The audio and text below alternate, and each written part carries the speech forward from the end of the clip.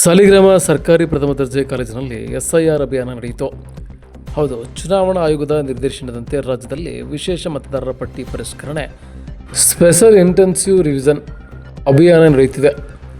ಈ ಪ್ರಕ್ರಿಯೆಯಲ್ಲಿ ಅರ್ಹರು ಹೆಸರು ಸೇರಿಸಲು, ತಿದ್ದುಪಡಿ ಮಾಡಲು ಅಥವಾ ತೆಗೆದುಹಾಕಲು ಅವಕಾಶವಿದ್ದು, ತಹಸೀಲ್ದಾರ್ ರುಕಿಯಾ ಬೇಗಂ ರಾಜಕೀಯ ಮುಖಂಡರು ಹಾಗೂ ಬೂತ್ ಮಟ್ಟದ ಅಧಿಕಾರಿಗಳೊಂದಿಗೆ ಸಭೆ ನಡೆಸಿ ಪಾರದರ್ಶಕವಾಗಿ ಕಾರ್ಯನಿರ್ವಹಿಸಲು ಕಟ್ಟುನಿಟ್ಟಿನ ಸೂಚನೆ ನೀಡುತ್ತಿದ್ದಾರೆ.